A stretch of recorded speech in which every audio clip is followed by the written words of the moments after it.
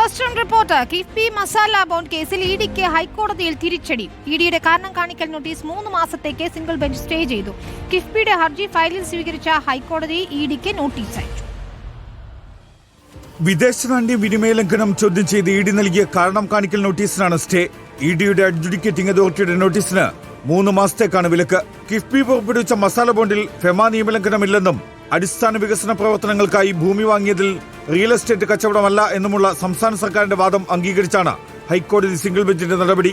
കിഫ്ബി നൽകിയ അപ്പീൽ ഫയലിൽ സ്വീകരിച്ച ഹൈക്കോടതി എൻഫോഴ്സ്മെന്റ് ഡയറക്ടറേറ്റിന് നോട്ടീസ് അയച്ചു. ഹർജിയിൽ ഇഡിയുടെ മറുപടി കൂടി ലഭിച്ച ശേഷം ഹൈക്കോടതി വിശദമായ വാദം കേൾക്കും. കോടതിയുടെ ഇടപെടൽ സന്തോഷം നൽകുന്നതാണെന്ന് മുൻ ധനമന്ത്രി ഡോക്ടർ ടി.എം. തോമസ് ഐസക്.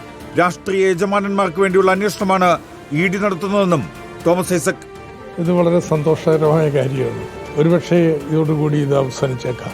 ഇങ്ങനെ ഇഡി ചെയ്യുന്നതിന്റെ കാരണം എനിക്ക് തോന്നുന്നു രാഷ്ട്രീയ യജമാനന്മാർക്ക് വേണ്ടി പ്രവർത്തിക്കുകയാണ്. അതൊന്നും ഈ കേരളത്തിൽ വിലപ്പോവില്ല.